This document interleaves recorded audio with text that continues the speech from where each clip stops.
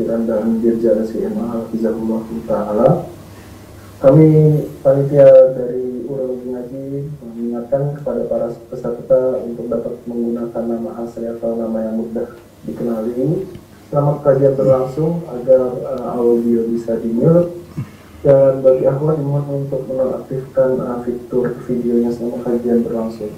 Tanya jawab akan dibacakan pada akhir kajian, namun pertanyaan-pertanyaan bisa diketik atau bisa disampaikan kepada Pak panitia melalui kolom chat. Dihimbau untuk menyiapkan alat tulis dan mencatat faedah ilmu dan yang telah disampaikan oleh Al-Ustaz.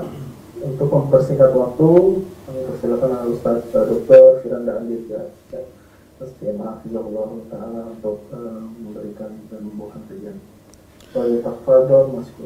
Bismillahirrahmanirrahim. Assalamualaikum warahmatullahi wabarakatuh. Alhamdulillahi ala ihsanihi wa syukru lahu ala taufiqihi wa amtinanihi. Asyhadu an la ilaha illallah wahdahu la syarika lahu ta'ziman li sya'ni wa asyhadu anna Muhammadan abduhu wa rasuluhu da'ila ridwani. Allahumma salli alaihi wa ala alihi wa ashabihi wa ikhwani. Para dokter yang dirahmati Allah Subhanahu wa taala, para pemirsa, ikhwan dan akhwat, Bapak dan Ibu yang dimuliakan oleh Allah Subhanahu wa taala. Kita melanjutkan bahasan kita tentang al-masail al-jahiliyah, itu perkara-perkara kebiasaan-kebiasaan jahiliyah, tradisi-tradisi jahiliyah, hal-hal yang dilakukan oleh mereka, ya orang-orang jahiliyah, baik musyrikin Arab maupun Yahudi dan Nasrani, ya, yang diingkari oleh Al-Quran dan diingkari oleh Nabi Sallallahu Alaihi Wasallam. Yang hendaknya kita mengenal perbuatan-perbuatan tersebut untuk kita hindari, sebagaimana pernyataan seorang penyair, araftu syarra la li syarri walakin li tawaqqihi man lam ya'rifi syarra min al-khairi yaqa fihi. Aku mengenal keburukan bukan untuk melakukannya, tapi aku mengenal keburukan untuk meninggalkannya. Barang siapa yang hanya mengenal kebaikan, tidak mengenal keburukan, maka dia akan terjerumus dalam keburukan tersebut. Oleh karenanya ketika kita berdoa kepada Allah Subhanahu wa taala minta petunjuk, kita mengatakan ihdinas siratal mustaqim siratal ladzina an'amta 'alaihim ghairil maghdubi 'alaihim waladdallin. Ya Allah, tunjukkanlah aku jalan yang lurus. Jalannya siapa? Alladzina an'amta 'alaihim, orang-orang yang kau beri nikmat kepada mereka, yaitu minan nabiyyin wasyuhada wasiddiqin minan nabiyyin wasiddiqin wasyuhada salihin. Jalannya para nabi, jalannya para siddiqin, syuhada, dan jalan orang soleh. Kemudian ada jalan-jalan yang harus kita hindari. Ghairil maghdubi 'alaihim waladdallin, bukan jalan-jalan orang yang kau murkai, yaitu Yahudi, dan juga bukan jalan-jalan orang-orang yang tersesat, yaitu orang-orang Nasara. Jadi tidak sempurna kita mengenal kebaikan kecuali dengan mengenal lawannya. Sebagaimana perkataan seorang penyair, wa bidziddi tatabayyanul asya. Dengan mengenal lawan maka sesuatu semakin jelas, ya. Mengenal, kalau ingin tahu tauhid maka harus mengenal juga tentang kesyirikan. Ingin mengetahui sunnah, ya, mengenal juga macam-macam bid'ah, ya. Ingin mengetahui jalan yang lurus, bagaimana jalan yang benar ahli tauhid, kita harus juga mengenal jalan-jalan orang-orang jahiliyah, ya, agar kita bisa menghindar, karena jalan-jalan yang mereka lakukan sangat banyak, ya. Apalagi Nabi SAW sudah peringatkan akan ada dari umat ini yang mengikuti jalan-jalan mereka.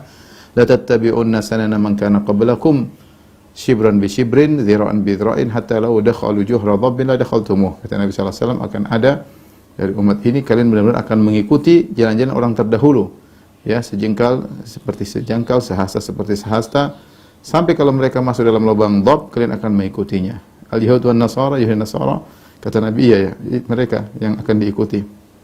Maka kita melanjutkan pelajaran kita tentang perkara-perkara jahiliyah. Kita kenal satu persatu dan sangat banyak yang diteliti oleh Syekh Muhammad bin Abdul Wahhab rahimahullahu taala agar kita hindari. Di antaranya adalah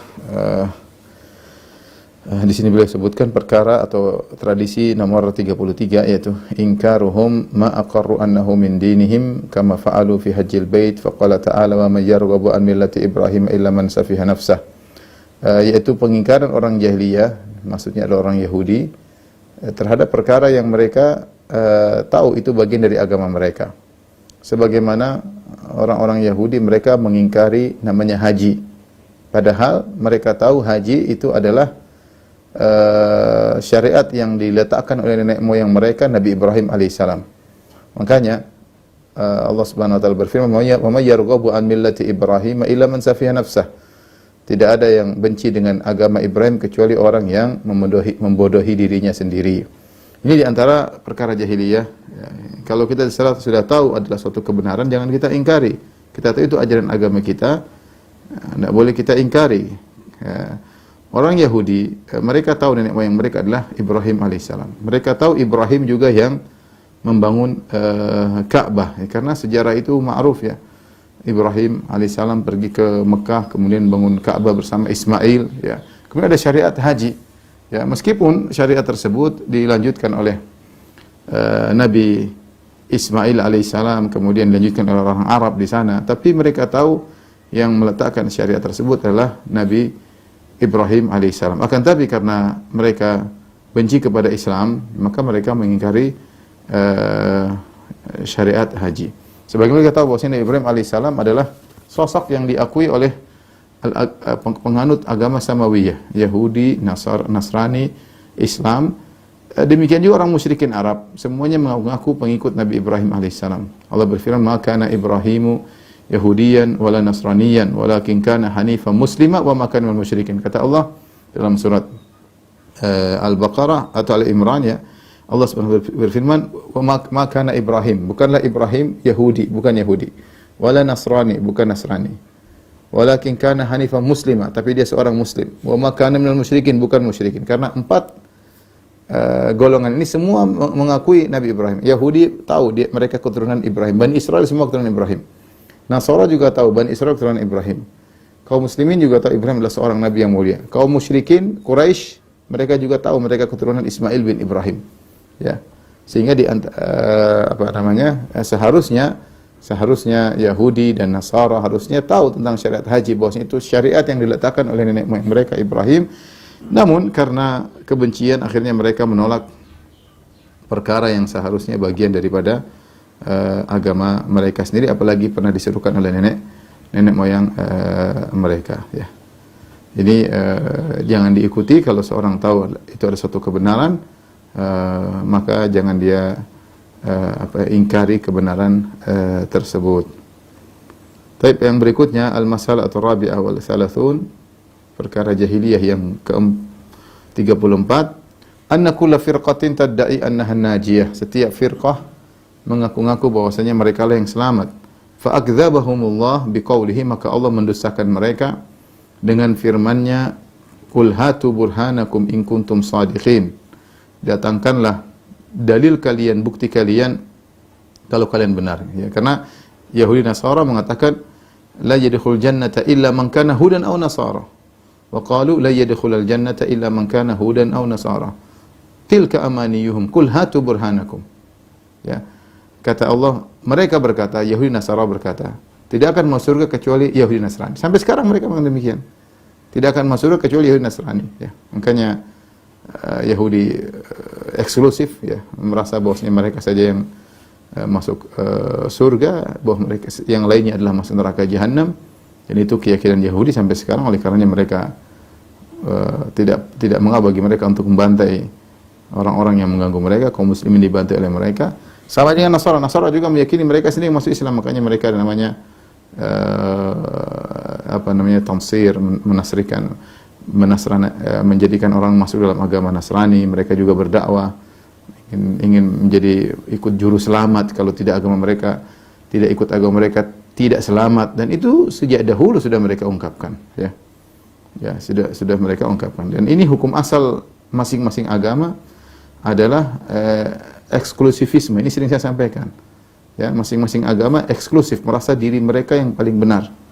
Merasa diri mereka yang paling benar. Yahudi merasa mereka sendiri yang selamat, Nasara merasa mereka yang selamat. Sebagaimana kaum muslim juga demikian, merasa kami yang benar, kami yang bertauhid, yang lain adalah musyrikin. Masing-masing eksklusif, dan itu tinggal mana buktinya?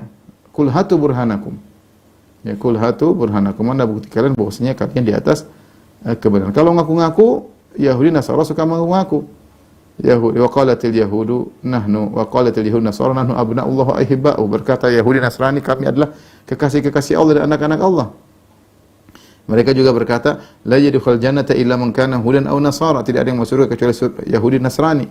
Allah mengatakan tilka amaniyum, itu hanya angan-angan mereka. Qul hatu burhanakum, Katakan kepada mereka, mana dalil kalian in kuntum shadiqin. Kalau kalian benar-benar pernyataan kalian itu benar. Ya. Saya ingin menyampaikan ini kenapa? Karena datang orang-orang bodoh dari orang-orang Islam kemudian mengatakan semua agama sama, semua agama masuk surga, semua. Sementara Yahudi Nasrani tidak mengatakan demikian. Ini orang Islam, sebagian orang-orang bodoh mengatakan mau menyamakan agama Islam dengan mereka. Sementara mereka saja tidak mau disamakan dengan agama Islam. Mana Yahudi mau disamakan agama kalian sama dengan Islam? Enggak mau mereka. Mana Nasara mau dikatakan agama kalian sama dengan agama Islam? Enggak, bagi mereka mau selamat harus ikut jalannya Yesus. Jalannya Nabi Isa ya, alaihissalam ya. Terus mereka saja tidak mau disamakan dengan kita, datang orang Islam yang bodoh ya. Kemudian mengatakan oh semua agama sama, semua masuk surga ya. Kita bilang ini adalah kebodohan. Bagaimana kita mau menyamakan agama tauhid dengan agama kesyirikan? Bagaimana kita mau menyamakan penyembahan kepada Allah dengan penyembahan terhadap makhluk? Makanya Allah bantah mereka. Kalau mereka merasa masuk surganya Yahudi Nasrani, kata Allah, "Qul hatu burhanakum," datangkanlah dalil kalian in kuntum shadiqin, kalau kalian benar. Bala man aslama wajhahu lillahi wa huwa muhsin. Justru yang selamat adalah man aslam, yang masuk Islam. Wajahulillah, yang menyerahkan wajahnya hanya kepada Allah, itu ikhlas kepada Allah. Wa huwa muhsin, dan dia melakukan kebaikan mengikuti jalan Nabi sallallahu alaihi wasallam. Itu yang masuk Islam. Syarat yang itu yang selamat. Masuk surga harus tauhid dan mengikuti jalan Nabi Muhammad sallallahu alaihi wasallam. Makanya Rasulullah SAW berkata, "Lau kana Musa hayyan ma wasi'ahu ila tibai." Kalau seandainya Musa masih hidup, dia pasti akan ikuti jalanku. Dia pasti akan ikuti. Bahkan Nabi Isa alaihissalam ketika diturunkan atau turun dari langit di penghujung menjelang hari kiamat, di penghujung umur bumi, Nabi Isa alaihissalam berhukum dengan hukum Islam, dengan hukum Nabi Muhammad sallallahu alaihi wasallam. Ya. Makanya Nabi sallallahu alaihi wasallam berkata, ya, la yasma'u bi ahadun min hadhil ummah yahudiyan wala yahudiyyun wala nasraniyyun thumma yamut wala yu'minu billadzi ursiltu bihi illa kana min ahli nar. Tidak seorang pun dari umat yang mendengarkan aku, Yahudi maupun Nasrani, dengar tentang aku kemudian dia meninggal tidak beriman dengan apa yang aku bawa, kecuali penghuni neraka Jahannam. Seorang yang mendengar Nabi sallallahu alaihi wasallam harus beriman kepada Nabi sallallahu alaihi wasallam. Wa ma arsalnaka illa kafatan lin-nasi basyiran wa nadhira. Tidaklah kami utus engkau wahai Muhammad kecuali utusan bagi seluruh manusia, seluruh alamin.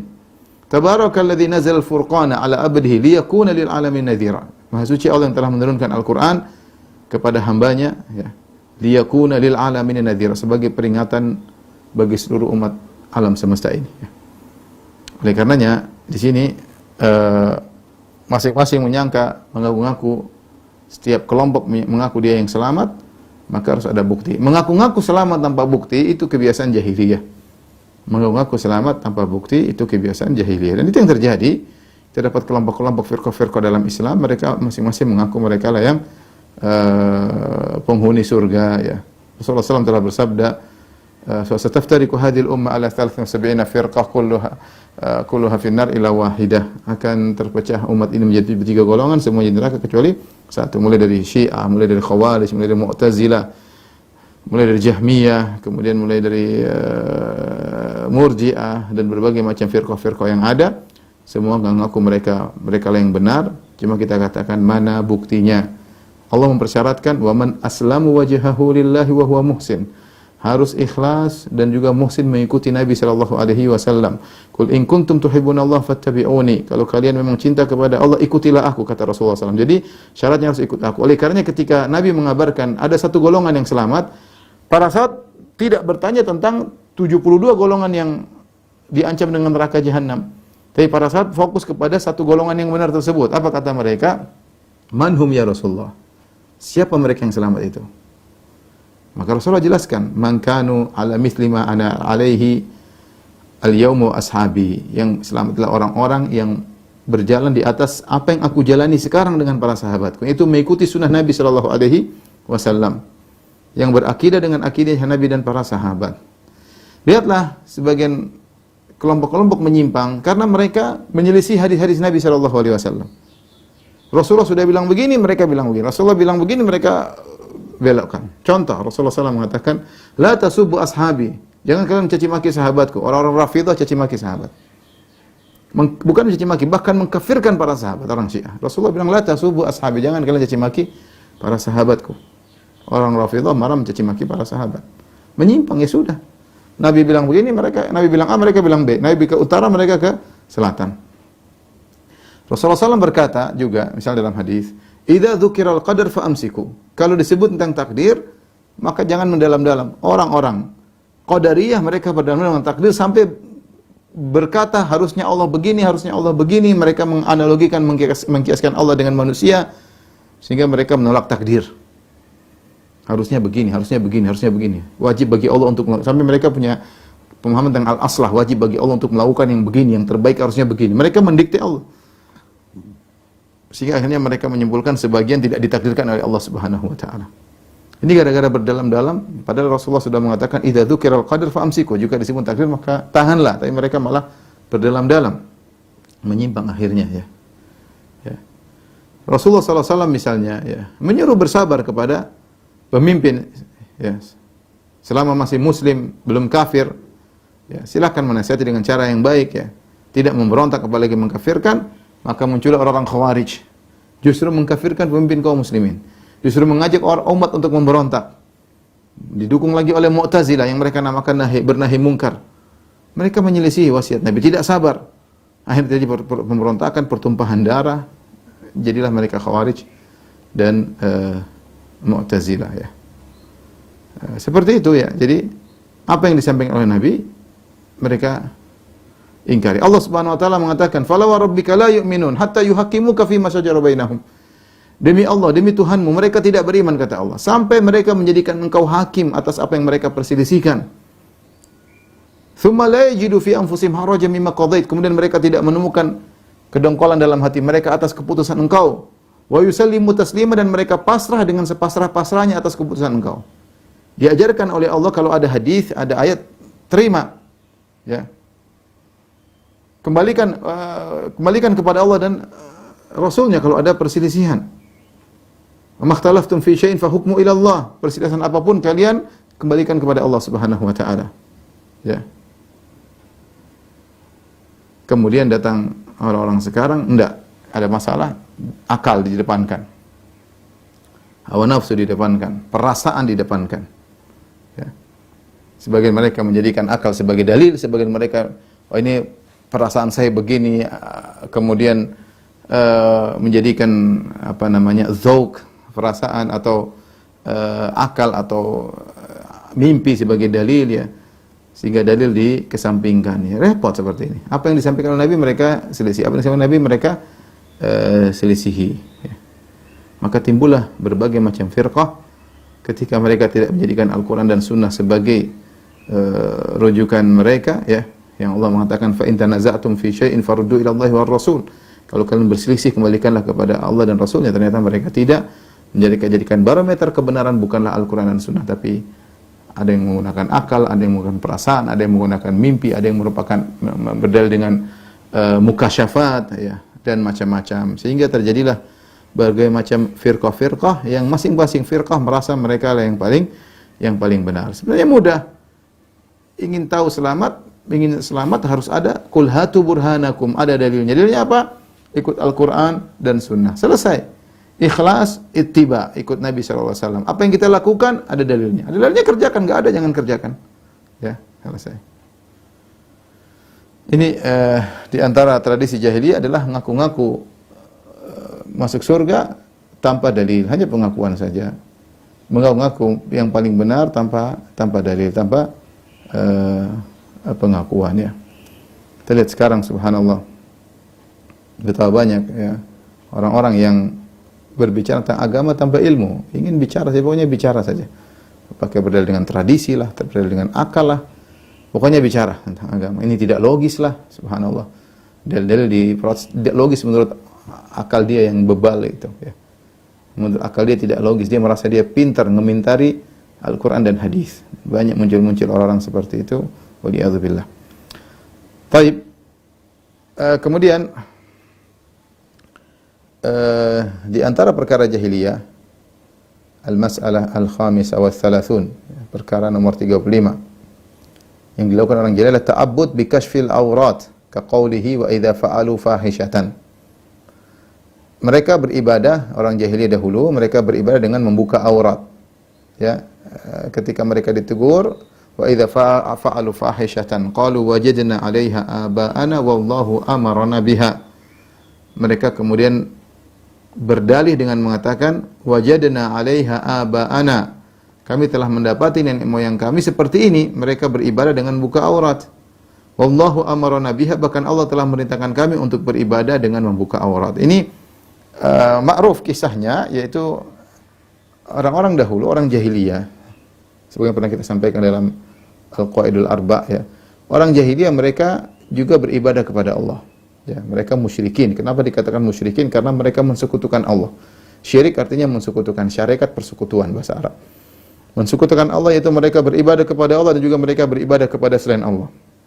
Di antaranya mereka meskipun musyrik, mereka berhaji, mereka tawaf, mereka umrah. Makanya Nabi SAW ketika sebelum berhijrah ke kota Madinah, Nabi masih di Mekah, Nabi setiap musim haji, Nabi pergi ke Mina berdakwah.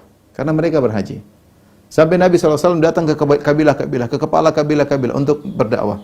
Sampai Nabi berkata dengan merendahkan dirinya agar bisa berdakwah, kata Nabi SAW, hal min qaumin, ya, hal min rajulun yahmilu qaumi, hal min rajulin yahmiluni ila qaumihi liuballigha kalama rabbi fa inna quraisyan mana'uni an uballigha kalama rabbi. Kata Nabi SAW, apakah ada seorang yang mengantarkan aku kepada kaumnya agar aku menyampaikan risalah firman Allah Subhanahu wa taala? Sungguhnya orang-orang Quraisy melarangku untuk menyampaikan firman Allah Subhanahu wa taala. Nabi datang ke Mina. Kenapa? Karena orang musyrikin mereka berhaji. Mereka berhaji. Hanya saja haji mereka campur dengan syirik dan bid'ah. Mereka campur dengan syirik dan bid'ah. Ya, di antara syirik yang mereka lakukan, kalau mereka lagi tawaf, mereka mengusap tangan mereka ke patung Isaf dan Nailah, dan itu ada di sekitar Ka'bah. Itu syirik yang mereka lakukan. Di antara syirik yang mereka lakukan ketika melakukan haji, mereka tawaf sambil mengatakan labbaik Allahumma labbaik, labbaik la syarika laka labbaik illa syarikan huwa lak tamliku wa malak. Mereka mengatakan, ya Allah, kami penuhi panggilan Engkau, ya Allah. Ya Allah, tidak ada sekutu bagimu kecuali sekutu yang Kau izinkan, sekutu yang Kau kuasai mereka, dan sekutu-sekutu tersebut tidak menguasai apa-apa. Jadi mereka mengatakan tidak ada sekutu kecuali sekutu yang dibolehkan, syirik. Makanya Nabi ketika mendengar talbiyah mereka, Nabi tegur, wailakum qad berhenti. Jadi mereka melakukan haji dan mereka syirik, ya. Apalagi di sekitar Ka'bah ada 360 berhala. 360 berhala. Taib, itu syirik. Mereka juga melakukan bid'ah. Di antara bid'ah yang mereka lakukan dalam haji, di antaranya mereka kalau hari Arafah, mereka tidak wukuf di padang Arafah, tapi mereka wukuf di Muzdalifah. Kenapa mereka wukuf di Muzdalifah? Ini orang Quraisy. Orang Quraisy kalau hari Arafah mereka tidak wukuf di padang Arafah. Semua orang wukuf di padang Arafah. Mereka wukufnya di Muzdalifah. Kenapa? Kata mereka, nahnu alul hums. Kami adalah orang-orang yang mulia, orang-orang Quraisy. Kami ahlul haram. Kami adalah penduduk tanah haram. Tidak pantas bagi kami ketika berhaji harus pergi ke tanah halal. Tanah halal maksudnya Arafah. Kita tahu Mekah, Ka'bah, di sekeliling Ka'bah ada tanah haram yang sekarang dipasang tugu-tugu ends start haram, ends haram, yang menunjukkan terakhir tanah haram, mulai tanah haram. Ya, setelah tanah haram itu tanah halal. Tanah haram tidak boleh berburu, tidak boleh mematahkan dahan-dahan, aturan-aturannya banyak. Tanah halal boleh. Di antara tanah halal ada Arafah. Di antara tanah halal adalah padang Arafah. Nah, kita tahu ketika musim haji, jamaah haji wukuf di padang Arafah. Mereka orang musyrikin tidak, orang Quraisy mereka tidak mau. Kata mereka, kita wukuf di Muzdalifah. Muzdalifah tanah haram. Ini bid'ah yang mereka lakukan. Di antara bid'ah yang dilakukan oleh kaum musyrikin ketika haji atau ketika umrah, kalau mereka selain Quraisy kalau datang ke kota Mekah, mereka mau tawaf, mereka tidak mau tawaf kecuali dengan baju baru. Tidak mau dengan baju yang lama. Kenapa? Kata mereka, baju lama sudah kami pakai untuk bermaksiat. Tidak pantas bagi kami untuk tawaf dengan menggunakan baju yang digunakan untuk maksiat. Oleh karenanya mereka harus beli baju baru untuk bisa tawaf. Kalau tidak, mereka pinjam kepada orang-orang Quraisy, penduduk tanah Mekah. Mereka pinjam baju untuk mereka tawaf, pinjam kain ihram untuk tawaf. Kalau mereka tidak bisa beli baju baru dan mereka tidak bisa pinjam dari orang-orang Quraisy, maka mereka tawaf telanjang. Maka mereka tawaf telanjang. Dan akhirnya mereka lakukan. Para wanita mereka tawaf milih di malam hari agar tidak kelihatan. Tapi laki-laki mereka tawaf telanjang dan mereka merasa itu ibadah, tidak pantas. Logikanya sederhana, tidak pantas kami beribadah kepada Allah dengan baju yang pernah dilakukan untuk maksiat. Maka baju ini harus kami lepas, kami beribadah tanpa baju. Ditegur oleh Nabi SAW. Ini fahisyah. Perbuatan keji, bagaimana kalian tawaf di Ka'bah tidak pakai baju. Mereka merasa ini ibadah. Mereka merasa ini ibadah, ya. Wa idza fa'alu fahishatan, kata Allah, jika mereka melakukan perbuatan keji, fahisyah itu perbuatan yang keji, yang buruk, yang orang nilai itu buruk. Secara logika saja buruk, secara akal sehat buruk, apalagi dalil menunjukkan hal tersebut tidak layak, tidak pantas. Bagaimana di masjid, di Ka'bah, masjid termulia, kemudian seorang tawaf tidak berpakaian. Apa dalil mereka? Wajadna 'alaiha aba'ana. Kami mendapati nenek moyang kami telah melakukannya. Wallahu amarna biha, dan Allah telah merintahkan kami. Dan ini adalah kedustaan. Allah bantah, qul innallaha la ya'muru bil fahsya ataquluna Allahi ma la ta'lamun. Allah tidak pernah menyuruh kalian untuk melakukan perbuatan yang keji, perbuatan yang buruk. Apa kalian berkata atas nama Allah tanpa ilmu? Ikhwan dan akhwat yang dirahmati Allah Subhanahu wa taala, inilah terbukanya aurat, ya, adalah perkara yang Allah sebut dengan fahisyah, perbuatan yang keji. Perbuatan disebut fahisyah ini biasanya adalah maksiat-maksiat yang secara fitrah adalah buruk. Makanya fahisyah seperti apa? Seperti zina, buka aurat. Ini secara fitrah adalah perkara yang buruk. Menikahi bekas istri bapak, ini perkara yang secara fitrah seorang tolak. Gimana bekas istri bapak kemudian dinikahi oleh anaknya, atau berzina, di antaranya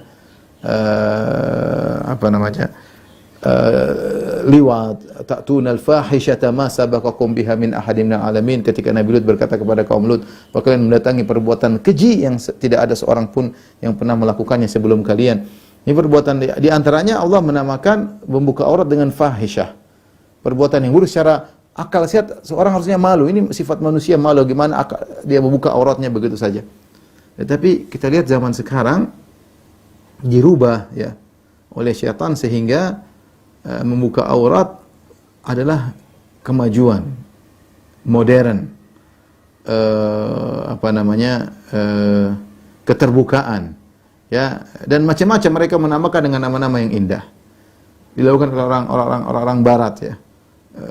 Terbuka sana, terbuka sini, rasa malu mulai hilang, ya.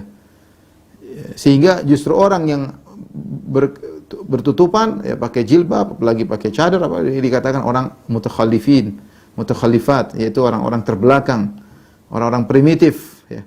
Macam-macam, kaku lah, macam-macam, sehingga sekarang barometer berbalik. Justru orang yang berani membuka aurat dikatakan orang yang maju. Itulah tipuan syaitan, dan syaitan telah berhasil. Padahal Allah menamakan dengan fahisyah, ya. Menamakan dengan fahisyah. Makanya saya ingatkan kepada diri saya, kepada kawan-kawan, hati-hati zaman sekarang dengan adanya medsos, dengan adanya tayangan-tayangan internet yang tidak bisa terbendung. Hati-hati, ya, anak-anak kita, ya, keluarga kita terbiasa melihat hal-hal yang tidak senonoh, hal-hal yang menghilangkan rasa malu, sehingga anak kita akhirnya tidak punya malu. Seorang kalau sering melihat hal yang buruk, ya, menonton yang tidak benar, ya, maka rasa malu akan hilang dari dirinya. Karena itu hal yang biasa. Sehingga kalau dia melihat ada orang, taruhlah dia sering nonton hal yang tidak baik, orang berzina depan dia pun dia tidak mengingkari, karena sudah biasa dia lihat, dan bisa jadi jiwanya membuat dia ingin terjerumus dalam hal tersebut. Maka hati-hati, anak-anak, ya, anak kita, keluarga kita, ya, hati-hati, jangan kita gampang-gampangkan, kita ketat mereka, jangan sampai mereka terbiasa melihat hal-hal yang buruk sehingga menghilangkan rasa malu. Lihat sekarang anak-anak tontonan misalnya, artis Korea yang joget seperti itu, dengan joget-joget yang mungkin sensasi atau ya, macam-macam lah, gerakan-gerakan yang menimbulkan gairah atau macam-macam, ya, itu akhirnya terbiasa, anggap itu perkara yang biasa. Anak-anak pun ikut-ikut TikTok sekarang, joget-joget macam-macam, menghilangkan rasa malu. Itu sih perbuatan, seandainya itu dilakukan misalnya 30 tahun lalu mungkin memalukan, tapi sekarang sudah nggak memalukan, mau begini, mau begitu, nggak ada yang, bukan hal yang memalukan, karena kebiasaan. Dan nonton film misalnya, laki-laki perempuan pacaran, atau laki-laki ciuman di depan umum, Anak-anak nonton dan itu masuk. Dan ilmu itu lebih masuk dalam hati mereka daripada kalau kita ceramain mereka. Ceramain tidak menarik ceramahnya, itu tontonan mereka. Ceramah orang-orang barat, ceramah orang-orang Korea lebih menarik. Mereka nonton di televisi, masuk dalam hati mereka, akhirnya tercabutlah rasa malu dari hati mereka sedikit demi sedikit. Dan lihat sebagian orang sekarang melakukan maksiat tidak malu-malu. Terbuka aurat tidak malu-malu. Bahkan memamerkan aurat mereka tanpa malu-malu. Waliyadzubillah ya. Tapi demikianlah dahulu orang-orang musyrikin mereka beribadah dengan membuka aurat. Mereka tradisi jahiliyah. Mudah-mudahan kita tidak ada yang beribadah seperti ini, beribadah dengan membuka aurat, karena itu adalah hal yang tidak benar ya. Baik. Berikutnya al-mas'alah as-sadisah wa thalathun. Perkara ke-36. At-ta'abbudu bi tahrimil halal kama tu'ubbida bisyirk. Di antara tradisi jahiliyah adalah beribadah kepada Allah dengan mengharamkan yang halal. Ya, sebagaimana beribadah kepada Allah dengan kesyirikan. Dua hal yang disebutkan oleh Syekh Muhammad bin Abdul Wahhab rahimahullahu taala. Dan tradisi jahiliyah mereka ingin mendekatkan diri mereka kepada Allah dengan mengharamkan yang halal atau dengan kesyirikan. Makanya kalau dengan kesyirikan jelas ya. Kalau mereka ditanya, kenapa kalian menyembah kepada selain Allah? Mereka menjawab, haula'i syufa'una indallah. Yang kami sembah ini pemberi syafaat bagi kami di sisi Allah.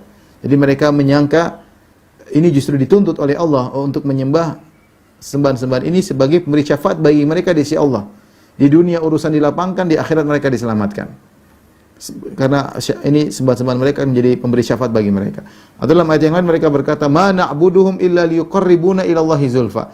Kami tidak menyembah ini sembahan-sembahan kecuali untuk mendekatkan kami kepada Allah Subhanahu wa taala. Jadi sembahan-sembahan ini perantara-perantara kami untuk mendekatkan kami kepada Allah Subhanahu wa taala. Allah tidak pernah mengatakan demikian. Allah menyuruh kalau seorang beribadah menggantungkan hati kepada Allah, bukan menggantungkan hati kepada perantara. Bukan menggantungkan hati kepada perantara. Sebagian orang karena beribadah dengan perantara akhirnya hatinya terikat kepada perantara, bukan kepada Allah Subhanahu wa taala. Saya sering menyampaikan analogi sederhana ya. Sebagian mereka menganalogikan untuk beribadah kepada Allah dengan perantara, misalnya kata mereka ada raja. Kalau kita minta kepada raja tidak bisa minta lewat menteri ya. Kita ini siapa ya? Kalau lewat menteri disampaikan kepada Allah Subhanahu wa taala. Ya Allah, apakah Allah seperti raja yang zalim? Ya Allah yang mengatakan wa idza sa'alaka ibadi anni fa inni qarib. Kalau mereka bertanya kepada engkau wahai Muhammad tentang aku, katakanlah aku dekat. Ujibu da'watad da'i idza da'an. Aku dekat sehingga aku mengabulkan doa orang yang berdoa kepadaku. Ya. Apakah Nabi pernah mengatakan ya, minta-mintalah kepada orang soleh? Nabi pernah menyerukan seperti itu. Ya. Minta-mintalah kepada mayat-mayat yang sudah meninggal dunia. Ya. Minta-mintalah kepada roh-roh. Nabi pernah mengajarkan pergilah ke kuburan Nabi Hud, pergilah ke kuburan Nabi Musa. Nabi tidak pernah mengajarkan demikian. Nabi suruh kalau ada masalah minta kepada Allah. Salat malam, beribadah kepada Allah, doa-doa semua, zikir pagi petang semuanya langsung kepada Allah Subhanahu wa taala. Tuhan kita bukan seperti raja yang zalim. Yang kalau menemui Tuhan harus lewat pengawal-pengawal dan menteri-menterinya. Enggak ada seperti itu.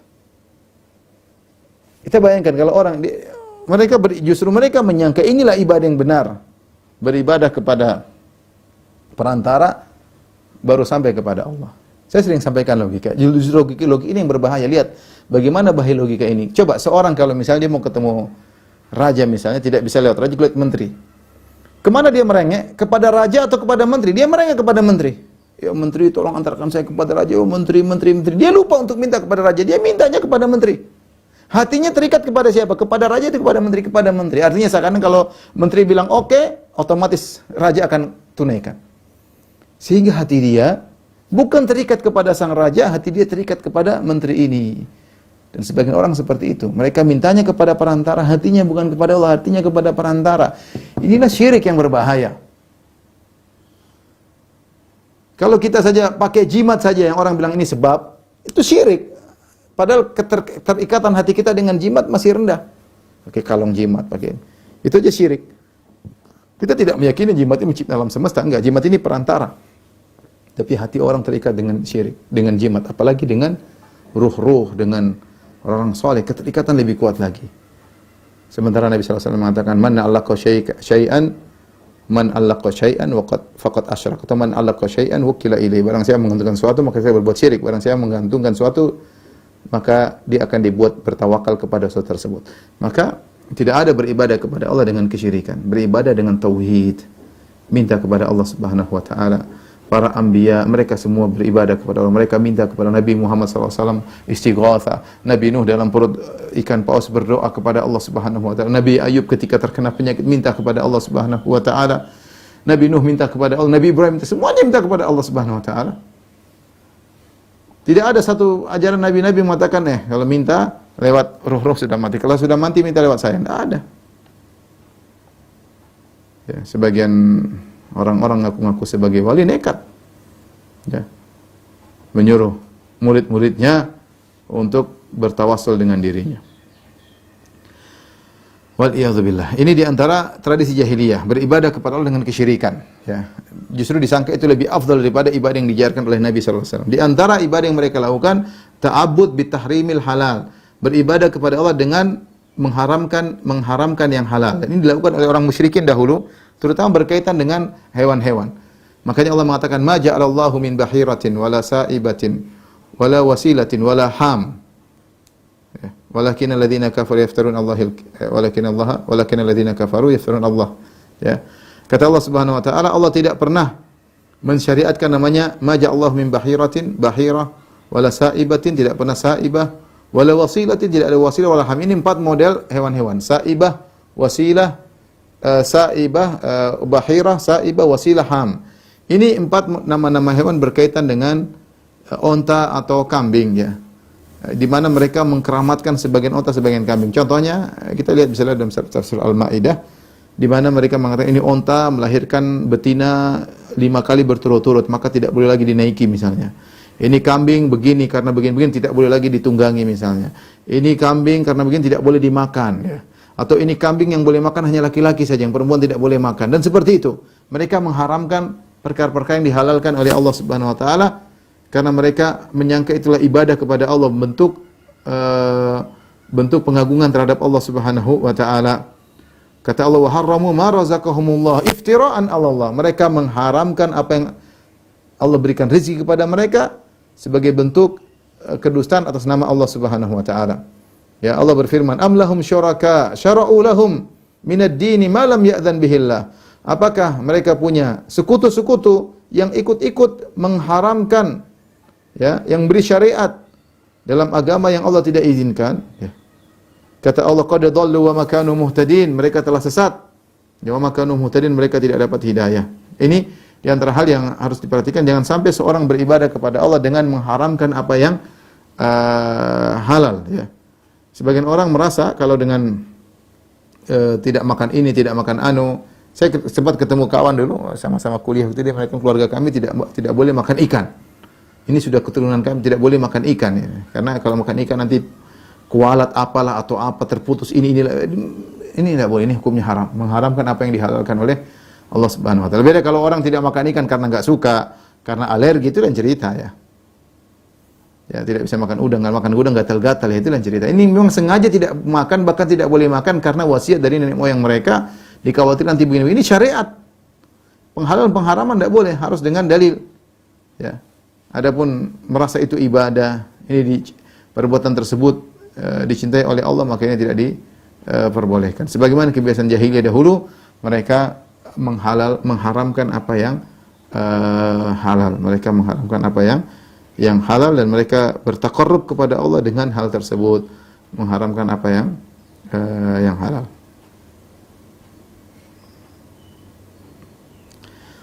Taib, di antaranya perkara berikutnya al-mas'alah sabi'ah wa thalathun, perkara nomor 37, ta'abbud bittikhadil ahbari war ruhbani arbabin dunillah. Di antara tradisi jahiliyah adalah menjadikan pendeta-pendeta dan rahib-rahib sebagai tuhan-tuhan selain Allah. Ini yang Allah sebutkan dalam surat At-Taubah ayat 31, kata Allah Subhanahu wa taala, ittakhadhu ahbarahum wa ruhbanahum arbaba min dunillah. Ittakhadhu ahbarahum wa ruhbanahum arbaban min dunillah wal masih ibn Maryam.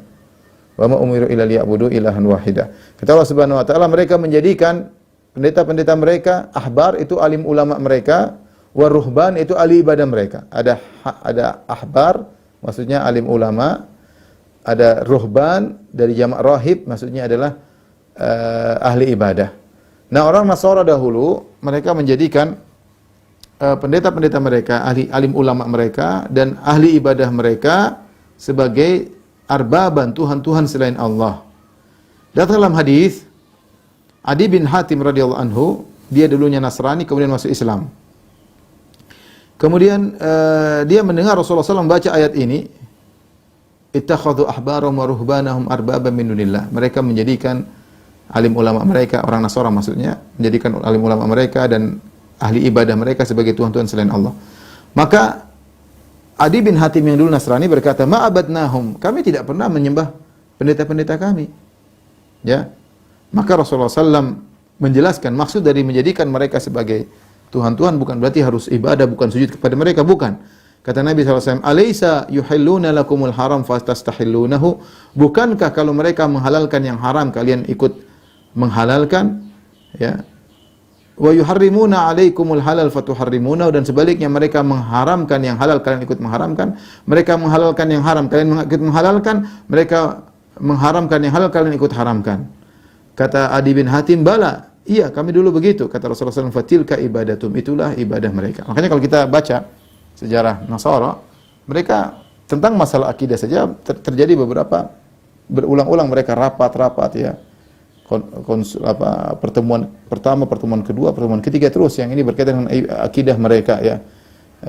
Kemudian akhirnya ada revisi tentang Nabi Isa, revisi tentang Bunda Maria, revisi tentang kedudukan Jibril, terus kemudian ada perubahan hukum-hukum yang tadinya haram menjadi halal, ini tadinya tidak boleh menjadi halal ya, dengan berbagai macam alasan. Contoh seperti mungkin seperti babi, kenapa jadi halal ya, tentu aneh ya. Kita dapati misalnya dalam perjanjian lama bahwasanya babi itu haram, kok bisa berubah menjadi halal ya. Allah menyebutkan bahwasanya kebiasaan orang Nasara ya, pendeta-pendeta mereka bisa menghalalkan yang haram, bisa mengharamkan yang halal, dan mereka ikut taklid buta. Itulah bentuk ibadah kepada pendeta-pendeta mereka. Oleh karenanya seorang jangan mengikuti tradisi jahiliyah, jangan taklid buta kepada Pak Yai, Pak Ustadz ya, enggak boleh. Kalau tahu itu halal ya halalkan, kalau tahu itu haram maka haramkan ya, karena kita tahu Pak Kiai, Pak Ustadz ya, manusia bisa salah, bisa benar bisa salah ya, dan kita diberi akal untuk bisa menilai mereka. Kalau memang ada dalilnya kita jalankan, karena kita dituntut untuk mengikuti dalil, ittiba'ud dalil, kita ikut dalil ya. Karena para alim ulama bisa salah ya. Para alim ulama bisa salah. Mereka tidak maksum. Mereka bukan Nabi sallallahu alaihi wasallam.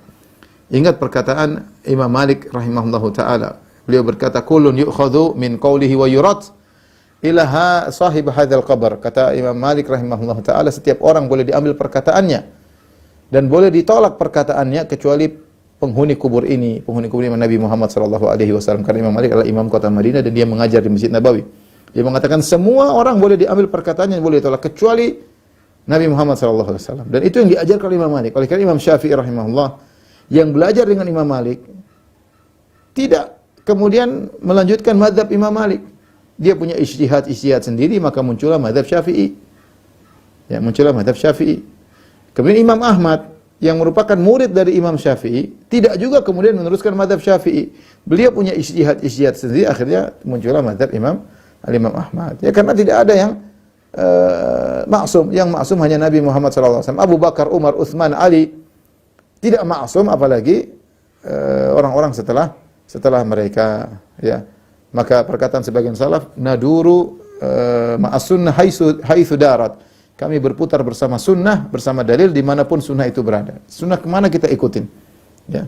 Maka jangan juga taklid buta, pokoknya kiai bilang begini, ustaz bilang gini, kita ikut. Kalau kiai bilang langit merah, kita bilang merah. Ada ungkapan seperti itu. Waliyadzubillah ya. Inilah yang disebut dengan tradisi jahiliyah taklid buta menghalalkan apa yang diharamkan dan mengharamkan apa yang dihalalkan. Tidak peduli, ya. Apalagi kalau sudah kiai sudah diberi label dengan wali, kemudian timbul pernyataan wali tidak mungkin salah, ini lebih repot lagi.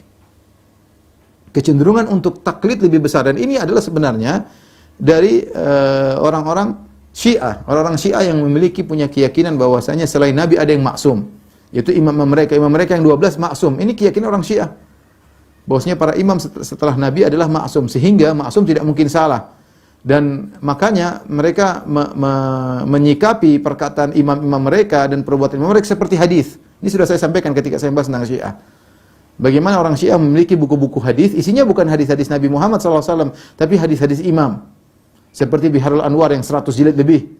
Seperti Al-Kafilul Kulaini, buku-buku hadisnya orang Syiah bukan hadis-hadis Nabi. Hadis Nabi segelintir kecil, sedikit. Yang banyak berkata imam ini, berkata imam itu, berkata imam ini, berkata imam itu, berkata imam ini, berkata imam itu. Karena imam-imam dia harus maksum. Nah ini diambil oleh sebagian orang-orang yang tenggelam dalam sebagian sufiyah, kesufiyahan yang ekstrim. Sehingga meyakini bahwasanya sebagian ulama wali-wali yang kita bilang wali oke, tapi jangan dianggap wali tersebut maksum. Jangan dianggap wali tersebut itu wali. Kalau wali emang nggak boleh salah, wali juga bisa salah. Itu pun kalau dia wali, kalau bukan wali bagaimana? Ketika muncul perkataan ini wali dan wali tidak mungkin salah, akhirnya timbul taklid, apa yang dia bilang diikuti, mau halal mau haram diikuti. Itulah tradisi orang-orang Nasara dahulu ketika mereka mengaminkan seluruh apa yang diucapkan oleh pendeta-pendeta mereka dan pastor-pastor mereka. Atau berikutnya adalah al-mas'alah ats-tsaminah wa tsalasun wal mas'alah tasi'ah wa tsalasun, ya. Permasalahan 38 dan 39. Al-ilhad fi sifat ka qoulihi ta'ala walakin dhanantum anna Allah la ya'lamu katsiran mimma ta'malun. Penyimpangan dalam sifat-sifat Allah sebagaimana Allah berfirman tentang orang musyrikin walakin dhanantum, akan tapi kalian menyangka anna Allah la ya'lamu katsiran mimma ta'malun. Allah tidak mengetahui banyak yang kalian kerjakan. Demikian juga ilhad dalam nama, penyimpangan dalam nama Allah, wa hum yakfuruna birrahman, mereka mengingkari nama Ar-Rahman. Mereka mengingkari nama Ar-Rahman. Orang musyrikin mereka mengakui Allah, tapi untuk nama Ar-Rahman mereka tidak mengakui. Inilah ilhad fil asma' was sifat, penyimpangan dalam nama-nama Allah dan sifat-sifat Allah. Adapun dalam nama-nama Allah, kita tahu orang musyrikin sudah kita jelaskan, mereka mengakui adanya Allah Subhanahu wa taala, mereka juga berhaji, mereka juga umrah, mereka juga sering bersumpah dengan menyebut nama Allah Subhanahu wa taala. Dan banyak ya Umar bin Khattab pernah bernazar untuk kepada Allah di waktu dia masih jahiliyah untuk beriktikaf di Masjidil Haram. Maka dia minta izin kepada Nabi, ya Rasulullah saya pernah begini, kata Nabi, aufi bin nadrik, tunaikan nazarmu. Jadi mereka juga beribadah, hanya saja mereka musyrikin. Jadi mereka mengenal Allah, tapi nama Rahman mereka tidak mau mengenal, ya. Mereka sok-sok mengingkari nama Ar-Rahman, ya. Mereka mengatakan wa mar-Rahman, siapa itu Ar-Rahman, ya. Wa idza qila lahum isjudu lir-Rahmani qalu wa mar-Rahman. Kalau dikatakan kepada mereka sujudlah kepada Ar-Rahman, kata mereka siapa Ar-Rahman itu? Makanya ketika Rasulullah sallallahu alaihi wasallam menulis dalam perjanjian Hudaybiyah Bismillahirrahmanirrahim, kata mereka hapus, jangan tulis Bismillahirrahmanirrahim, tulis Bismikallahumma. Kalau Allah ya, kalau Ar-Rahman mereka tidak mau mengakui Ar-Rahman, tapi mereka tahu Allah. Jadi akhirnya Rasulullah ganti dengan Bismikallahumma, dengan nama Allah, ya, dengan nama Allah tanpa Ar-Rahman. Ini penyimpangan dalam nama-nama Allah, dan muncul orang-orang sekarang yang mereka menyimpang dalam masalah nama-nama Allah. Mereka menamakan nama-nama Allah dengan nama-nama yang tidak benar. Contoh orang-orang Nasara menamakan Allah dengan Bapa, Tuhan Bapa. Ini enggak ada Tuhan Bapa. Emang Bapa punya anak, ya. Allah mengatakan lam yalid wa lam yulad. Ya, Allah tidak melahirkan dan Allah tidak dilahirkan. Wa qalu takhadar rahmanu walada laqad ji'tum syai'an idda. Mereka mengatakan Ar-Rahman punya anak, Allah punya anak. Kata Allah, laqad ji'tum syai'an idda, sungguh kalian telah mendatangkan perkara yang mungkar. Takadu samawati yatafattarna minhu wa tanshaqqul ardu wa takhirrul jibalu hadda. Hampir saja langit terbelah, hampir saja bumi terbelah, hampir saja gunung hancur ketika anda oleh Rahmani walada. Tatkala mereka mengatakan Allah punya anak, wa ma yanbaghi lir-Rahmani ayattakhidha walada, tidak pantas Allah punya anak. Jadi enggak boleh mengatakan Tuhan Bapa, ya. Karena Tuhan Bapa seakan-akan punya anak, ya. Contoh seperti orang-orang falasifah mengatakan Allah dengan istilah al-ilatul ula. Kata mereka Allah itu adalah kausa prima, sebab pertama. Sebab pertama terjadinya alam semesta ini ya. Kalau kita telusuri ternyata istilah ini al-ilatul ula atau kausa prima atau sebab yang pertama ini adalah istilah yang diungkapkan oleh orang-orang falasifah, ahli filsafat Yunani seperti Plato, kemudian Aristoteles, kemudian Platonis ya. Yang maksud mereka mengatakan Allah itu adalah sebab utama, bahwasanya alam semesta ini bukan diciptakan dari tidak ada menjadi ada, tapi dia adalah hubungan antara Tuhan dengan makhluk adalah sebab akibat, yang di mana sebab tersebut dan akibatnya sempurna sehingga akibat dan sebab muncul bersamaan. Ini pembahasan saya sudah bahas dalam masalah akidah falasifah. Jadi mereka menganggap alam semesta ini muncul bersamaan dengan Tuhan. Sama-sama sudah ada sejak zaman azali. Terutama ketika mereka berbicara tentang aflak, tentang planet-planet, kata mereka ini ada bersamaan dengan Tuhan. Yang di mana Tuhan bukannya menciptakan, tetapi adanya benda-benda langit ini adalah akibat dari kesempurnaan Tuhan, yang kesempurnaan tersebut akibat saking sempurnanya Tuhan sehingga akibat dan sebab itu muncul secara bersamaan. Intinya penamaan Allah dengan sebab pertama ini tidak tepat, karena ini yang dicuatkan oleh orang-orang falasifah, Aristoteles, Plato dan Platonis, kemudian dilanjutkan oleh Al-Farabi dan Ibnu Sina, dan ini adalah penamaan yang tidak benar terhadap Allah Subhanahu wa taala. Allah punya nama-nama al-husna. Ar-Rahman, Ar-Rahim, Al-Ghafur, Al-Ghafir, Al-Syakur, Al-Halim ya. Al-Wadud, banyak, Al-Hakim ya, Al-Jabbar, Mutakabbir, banyak sekali nama-nama Allah Subhanahu wa taala yang kita tidak perlu dengan nama-nama yang aneh-aneh seperti itu, yang terutama bisa melazimkan kelaziman-kelaziman yang buruk seperti dilakukan oleh Nasara ataupun orang falasifah. Kemudian yang berikutnya masalah ilhad tentang sifat-sifat Allah. Allah sebutkan di antara tradisi orang musyrikin Arab dahulu, mereka menyimpang dalam sifat-sifat Allah, seperti mereka menyangka bahwasanya Allah tidak mengetahui segala hal. Ya. Kata Allah Subhanahu wa taala dalam surat Fussilat ya. Ayat 20-23 kata Allah, "Wa ma kuntum tastatiruna ay yashhada 'alaikum sam'ukum wala absarukum wala juludukum, walakin dhanantum anna Allah la ya'lamu katsiran mimma ta'malun. Wa dzalikum dhannukum alladhi dhanantum bi rabbikum ardaakum fa asbahtum minal khasirin." Kata Allah, kalian tidak bisa bersembunyi di hari kiamat kelak ketika pendengaran kalian menjadi saksi atas perbuatan kalian. Penglihatan kalian akan menjadi saksi atas perbuatan kalian, dan kulit-kulit kalian akan menjadi saksi atas perbuatan kalian di hari kiamat kelak. Kenapa kalian dulu bermaksiat? Walakin dhanantum anna Allah la ya'lamu katsiran mimma ta'malun. Kalian menyangka bahwasanya Allah tidak mengetahui kebanyakan yang kalian lakukan. Jadi mereka tahu Allah Maha mengetahui, tapi ada sebagian yang Allah tidak tahu. Allah tidak tahu. Makanya mereka nekat berbuat. Kata Allah, "Wa dzalikum dhannukum alladzi dhanantum bi rabbikum ardaakum." Persangkaan kalian yang salah kepada Allah ini menjerumuskan kalian dalam kebinasaan. Fasbahtum minal khasirin, jadilah kalian termasuk orang-orang yang merugi. Allah sebutkan dalam ayat ini bahwasanya di antara penyimpangan dilakukan oleh orang musyrikin Arab dahulu, mereka menyangka ilmu Allah tidak meliputi segala sesuatu, hanya meliputi sebagian saja. Dan ini diikuti oleh orang-orang yang sesat zaman sekarang berkaitan ilmu Allah. Contohnya misalnya orang-orang falasifah ya, yang menyatakan, dan ini dinyatakan oleh Farabi dan diikuti oleh Ibnu Sina dalam buku-buku mereka, dan saya sudah nukil insyaallah dalam syarah Aqidah Wasithiyah yang lagi saya susun dan sudah pernah saya ceramahkan juga. Mereka mengatakan Allah Subhanahu wa taala tidak mengetahui seluruh kejadian secara detail, tetapi Allah hanya mengetahui secara global. Ya, mereka punya syubhat, tapi saya tidak ingin sampaikan syubhat itu di sini. Tapi ini mirip dengan perkataan orang-orang musyrikin. Kita berpikir, kok bisa Ibnu Sina mengatakan demikian? Kok bisa Farabi mengatakan Allah tidak mengetahui segalanya, Allah mengetahui segala secara global doang? Ada syubhatnya, tapi bukan bahasanya di sini. Tapi itulah pemikiran, gara-gara akal yang terlalu digunakan, akhirnya menilai Allah dengan akal yang terbatas, akhirnya menyimpulkan Allah tidak mungkin mengetahui semua secara detail. Sama persis seperti perkataan kaum musyrikin. Demikian juga orang-orang Qadariyah yang sempat muncul di zaman Ibnu Umar radhiyallahu anhuma, yang disebut dengan Ma'bad al-Juhani. Dia mengatakan Allah tidak mengetahui kecuali setelah terjadi. Allah tidak mengetahui sejak zaman azali, tapi Allah baru mengetahui sejak ketika terjadi.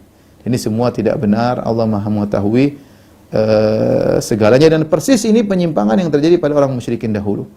Jadi mereka mengingkari ilmu Allah yang meliputi segalanya, hanya meliputi sebagian. Ya, baik falasifah maupun orang-orang Qadariyah. Taib, ikhwan dan akhwat yang rahmatillah subhanahu wa ta'ala, mungkin sampai di sini. Insyaallah pertemuan esok kita akan bahas tentang permasalahan yang ke-40 tentang masalah ateisme. Ateisme insyaallah kita lanjutkan bulan depan biidznillah ta'ala. Ini saja yang saya sampaikan. Kalau ada yang bertanya saya persilahkan. Wallahu ta'ala alam bisawab. Jazakallahu khairan Ustaz atas materi yang disampaikan. Pertanyaan yang pertama Ustaz, bolehkah seseorang bekerja sebagai pembantu rumah tangga tapi majikannya adalah seorang dukun? Jazakumullah khairan. Intinya kalau dia menjadi majikan rumah tangga, pembantu rumah tangga boleh kepada siapa saja, tetapi jangan dia ikut membantu perbuatan-perbuatan majikannya. Misalnya majikannya lagi bikin kesyirikan, jangan dia bantu. Tapi kalau hanya untuk masak, untuk cuci pakaian misalnya, itu tidak jadi masalah. Tapi kalau tahu majikannya dukun, mending dia cari majikan yang lain. Biar berkah kerjaannya. Tapi kalau secara hukum tidak jadi masalah selama dia tidak ikut serta dalam kesyirikan yang dilakukan dan maksiat yang dilakukan oleh Pak Dukun tersebut. Ya. Tapi kalau ternyata pekerjaannya berkonsekuensi, dia ikut nimbrung dalam perbuatan maksiat tersebut. Misalnya dukunnya bilang harus belikan janur kuning untuk bikin menyan lah, untuk bikin apalah, dupa-dupa lah, untuk ini, maka jangan kerja lagi di situ. Wallahu a'lam bishawab. Terima kasih Ustaz. Pertanyaan berikutnya, Assalamualaikum Ustaz. Seperti yang Ustaz jelaskan tadi bahwa yang mengatakan jimat merupakan sebab itu adalah kesyirikan. Bagaimana kita menjelaskan ke pasien bahwa berobat juga merupakan sebab itu kesembuhan? Bedanya, kalau jimat adalah sebab yang tidak pernah dinyatakan secara syar'i maupun secara akal. Syariat tidak pernah menyatakan. Jadi sebab kita bisa ketahui dengan dua metode. Pertama, dengan syariat. Kedua, dengan secara akal, ilmu memang membuktikan. Ya, dua ini dikatakan sebab. Contoh, makan mengenyangkan. Ini ya, buktinya jelas. Ya, kasat mata kita lihat orang makan kenyang. Kita bilang makanan sebab makanan adalah sebab kenyang. Yang mengenyangkan Allah. Tapi ini Allah menjadikan sunnatullah. Ada sunnatullah yang Allah berlakukan dalam semesta ini. Itulah hukum-hukum Allah. Kalau Anda tidak mengakui sebab akibat, Anda seakan-akan menolak hukum Allah. Ini sunnatullah berlaku, ya. Meskipun kita yakin yang menentukan akibat hanyalah Allah, tetapi Allah menjadikan dalam akibat tersebut ada sebab. Sebabnya adalah makan mengenyangkan. Makan mengenyangkan. Atau diketahui dengan syar'i. Syar'i contohnya seperti ruqyah. Ruqyah bisa mengobati. Kita nggak tahu dari mana. Dari syariat. Syariat mengatakan ruqyah bisa mengobati. Misalnya habatus sauda bisa mengobati. Misalnya makan 7 korma ajwa di pagi hari bisa menghalangi diri daripada sihir dan racun misalnya. Ini sebab syar'i, misalnya mau nyambung silaturahmi, menambah rizki, memperpanjang umur, dan kalau memperpanjang umur berarti juga merupakan sebab kesembuhan dengan menyambung silaturahmi. Doa misalnya sebab ini kan kita ketahui dengan syar'i. Tapi yang ketahui dengan akal banyak ya. Contohnya obat kita periksa dengan ini, kemudian eksperimen, kemudian observasi dan macam-macamnya, akhirnya kita tahu obat ini sebab kesembuhan penyakit ini. Maka yang perlu kita tekankan kepada para pasien, ini hanya sebab, mintalah kesembuhan kepada Allah ya.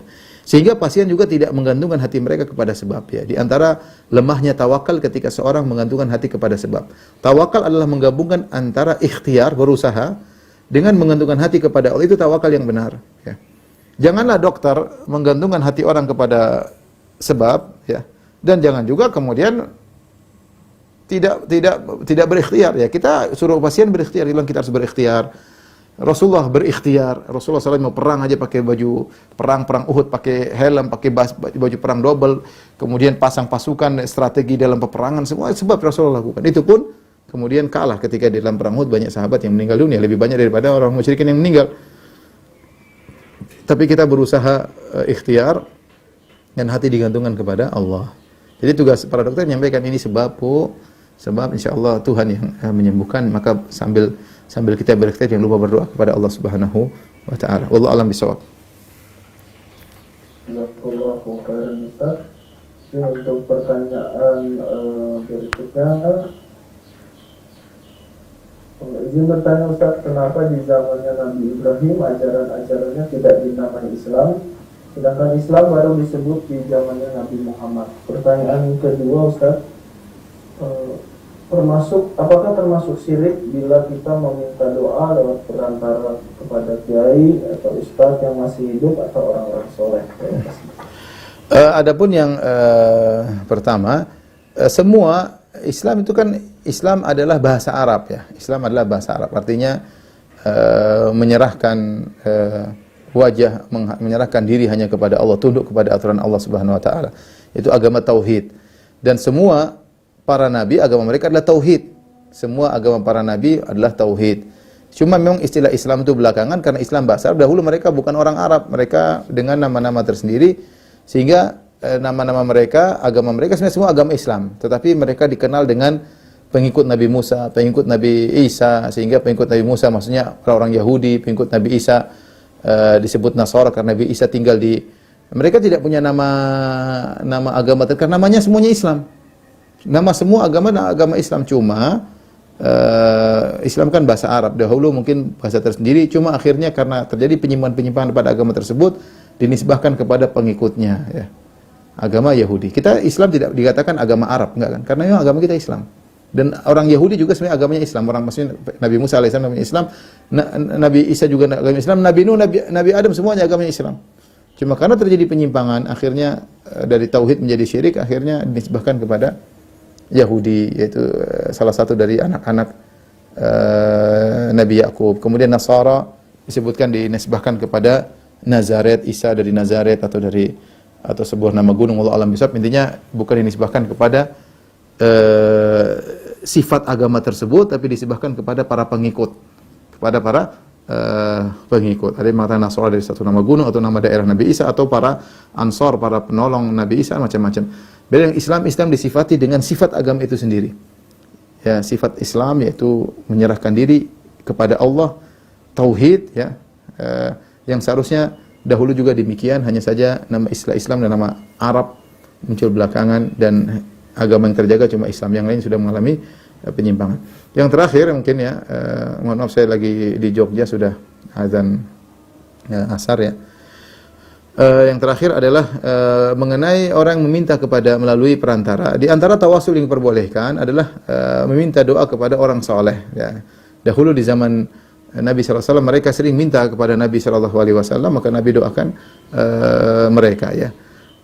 Tapi seorang tetap saja itu hanyalah sebab, dia gantungkan hatinya kepada Allah Subhanahu wa taala ketika berdoa, dan bukanlah hal yang terus-terusan dia lakukan. Beda kalau yang kita mintakan doa adalah Nabi SAW ya. Adapun selain Nabi SAW, seorang berusaha bertawakal kepada Allah Subhanahu wa taala. Bahkan dalam sebagian salaf, ada sebagian salaf ketika dia minta doa, dia mengatakan lasna anbiya, kami ini bukan para nabi yang diminta-mintain doa terus. Kami bukan para nabi. Artinya ada orang minta doa, kita doakan ya. Tapi kita harus yakin menancapkan hati kita kepada Allah selama orang itu masih hidup. Kalau sudah meninggal maka tidak boleh. Jadi masalah ketika seorang kemudian mengajari orang-orang untuk datang ke kuburan-kuburan orang-orang saleh, kemudian meminta kepada orang-orang saleh, itu yang jadi permasalahan ya. Kalau itu dibolehkan, tentu sudah dicontohkan oleh Nabi dan para sahabatnya. Nabi SAW setelah meninggal, tidak disebutkan dalam riwayat para sahabat datang rame-rame untuk minta doa kepada Nabi. Kalau seandainya Nabi masih bisa dimintain doa setelah meninggal dunia, pasti kuburan Nabi pasti penuh, karena orang akan datang selalu ke kuburan Nabi. Namun tidak ada riwayat sedikit pun. Justru riwayat menunjukkan sebaliknya, ketika musim kemarau, Umar bin Khattab justru minta bertawasul kepada doanya Al-Abbas bin Abdul Muttalib, paman Nabi SAW. Seandainya Nabi masih bisa mintain doa, tentu Umar akan pergi ke kuburan Nabi, ngapain ke pamannya Nabi. Maka di antara sebab yang dibolehkan, di antara bentuk saling tolong menolong, kita mendoakan saudara kita. Makanya dianjurkan kita mendoakan saudara kita kalau dia lagi susah. Bahkan malaikat mengatakan walaka bimithil, kalau seorang mendoakan saudaranya tidak di hadapan dia, malaikat mengatakan walaka bimithil, kau juga mendapatkan sesuai dengan yang kau minta. Dan ini bentuk saling bantu-membantu ketika masih hidup ya. Kita saling mendoakan. Ketika saudara kita sudah meninggal, kita doakan dia karena dia sudah tidak bisa lagi berdoa. Bukan sebaliknya kita minta kepada mayat. Jadi inilah logika yang dibolak-balikkan. Bagaimana orang yang masih hidup kemudian minta kepada mayat. Rasulullah SAW dahulu pergi ke kuburan syuhada Uhud, mendoakan para syuhada Uhud. Rasulullah SAW ketika ada yang meninggal dunia dalam kondisi mati syahid, kata Rasulullah SAW, istaghfiru li akhikum.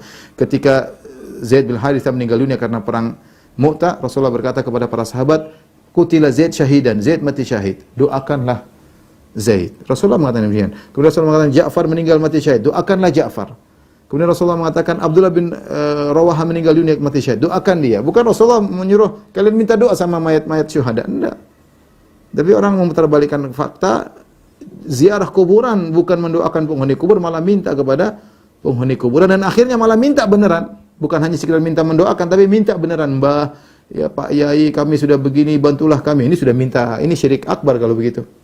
Ya. Baik, demikian saja. Mohon maaf kepada para dokter. Di sini pertemuan kita sampai sini. Insyaallah kita lanjutkan bulan depan bismillah taala. Kurang lebih mohon maaf. Wabillahi taufiq wal hidayah. Assalamualaikum warahmatullahi wabarakatuh.